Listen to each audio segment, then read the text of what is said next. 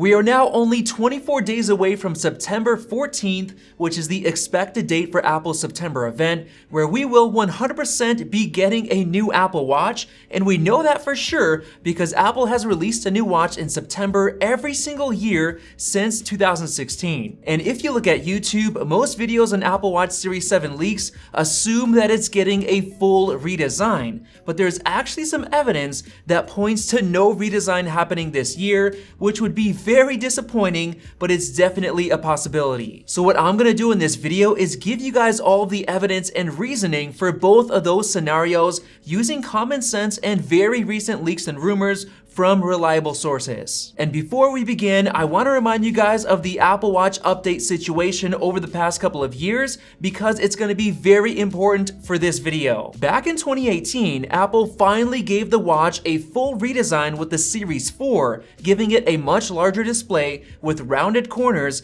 just like Apple gave the iPhone 10 a year before that. And the Series 4 also came with an awesome looking rear sensor array as well. But ever since then, the Apple Watch updates have been quite a bit disappointing. In 2019, the Series 5 simply got a boost in storage and it added an always-on display, and that's basically it. And because of that, many people stuck to the Series 4. And then last year, Apple revealed the new Series 6, and the two standout features were the red and blue color options, as well as the new blood oxygen sensor. Of course, there were also small updates like the faster S6 chip, the brighter always-on display, the always-on altimeter for elevation tracking, and the new U1 ultra-wideband chip. But in reality, none of those new updates really changed that much for regular Apple Watch users, which was again pretty disappointing. And now we're expecting the Series 7 in less than a month, and the big question is this: will Apple finally redesign the Apple Watch again, or will they hold off for just one more year? And we're gonna answer that question in this video, so let's go ahead and start off with the redesign scenario by looking into all the evidence that points to this happening. Of course, back in May, Jon Prosser revealed renders of a redesigned Apple Watch, which look absolutely fantastic, matching up to the design of the iPhone 12 lineup, which makes perfect sense. The renders even include a new layout for the speakers, featuring two thin and long strips on the side. And Jon says it's a weird change, but that's exactly what he saw on the leaked CAD files. And just the other day, those actual CAD files that Jon used were leaked by 91mobiles.com, showing basically the same design that Jon's render showed off, even down to those new speaker slots, which makes his leak from back in May seem totally legit. And just by looking at those CAD files, it seems like the current Apple Watch bands will fully support this new Apple Watch design, which makes it even better. Now, going back to a report from Mark Gurman in March,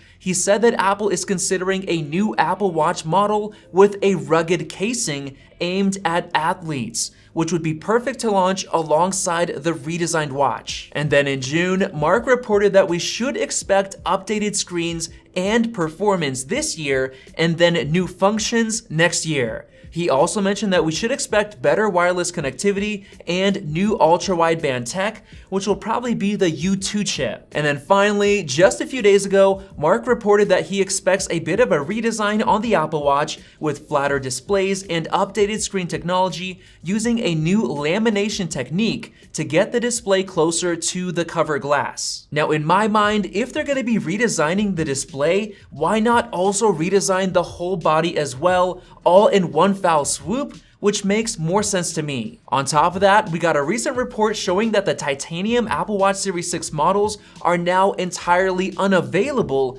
which would only make sense if Apple is planning to redesign the body so that those titanium casings wouldn't be able to be used for the Series 7. But then again, there's also the small possibility that Apple could be completely ditching titanium for good, but it just doesn't seem likely since it's a fairly new option. So overall, that's most of the evidence we have for the Apple Watch Series 7 to get the full redesign next month, especially since 91mobiles.com is so confident that it's the Series 7. And now let's get into the pieces of evidence that point to the redesign not happening until next year. First off, when Jon Prosser revealed the Apple Watch redesign renders back in May, he said that his source didn't tell him whether this was the Series 7 or not, so it was totally possible that the renders could be of the Series 8. On top of that, in Mark Gurman's June 14th report, he mentioned that the new Extreme Sports models aren't planned until next year, and he believes that those models will be more rugged by giving the Apple Watch a rubberized casing, making it more resistant to damage. And in reality, the easiest way to implement the rubber casing in an effective manner would be if the design had flat sides and a flat display,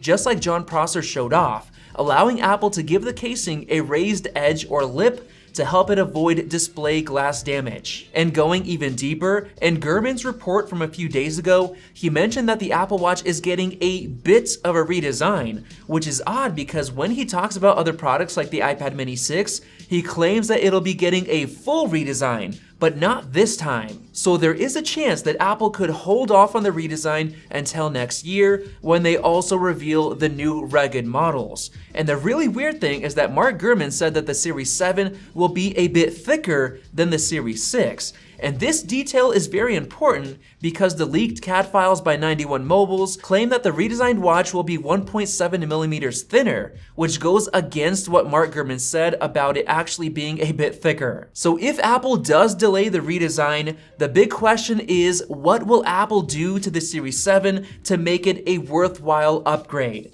Well, this brings us to a very old report from the Economic Daily News back in 2019, claiming that Apple will switch from OLED to micro LED displays in the Apple Watch as soon as 2020, which obviously didn't happen. So what if the Series 7 is finally getting this huge display upgrade without getting a full redesign yet?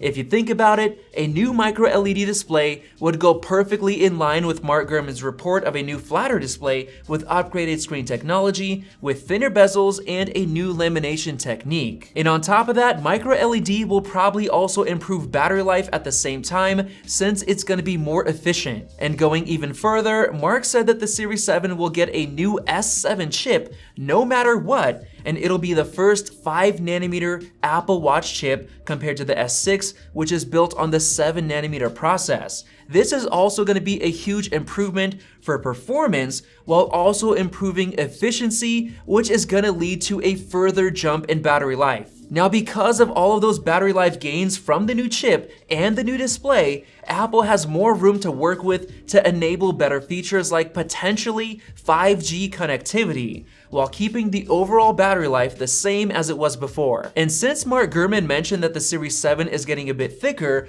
there's a chance that Apple is putting in an even bigger battery to help them enable 5G, because the new display itself should technically make it thinner, not thicker. Now, alongside the new chip, we should also expect Bluetooth 5.2 to match up to the new iPhone 13 and the new AirPods 3. There's also a chance that we could see the S7 chip get 2 gigs of RAM instead of 1, and we might even get Wi-Fi 6E to match up with the iPhone 13 series because it's more efficient and it helps save battery life. All of these things together could be a big enough deal that Apple could potentially delay the full redesign that Jon Prosser showed off until next year. And there you guys go, that's all the evidence and reasoning for the scenario where we do not get a full redesign this year.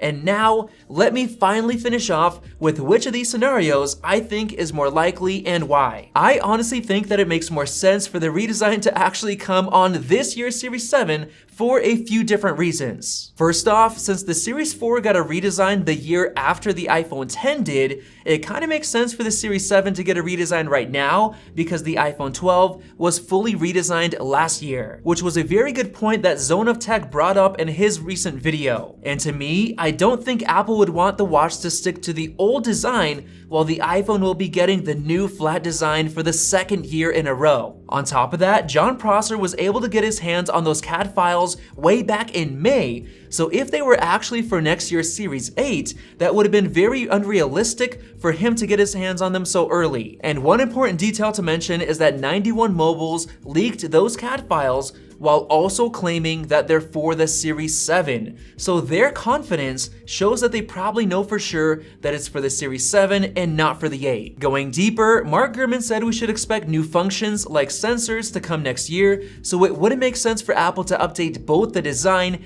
and the sensors at one time next year, which is why the redesign should probably come this year. And finally, Gurman is usually pretty cautious with his rumors, which is why he said it's getting a bit of a redesign without calling it a full redesign. So just in case the display gets updated alone, he would still be correct. But in my opinion, it makes sense to redesign both the display and the body at the same time. And then next year, Apple is gonna bring out the new functions and sensors alongside the new rugged model to help boost sales. Now, if you totally disagree with my point of view, go ahead and comment your thoughts down below. But if you enjoyed the video, click that circle above to subscribe for more videos like this one. Definitely check out one of those two right there. Thanks for watching, and we'll see you in the next video.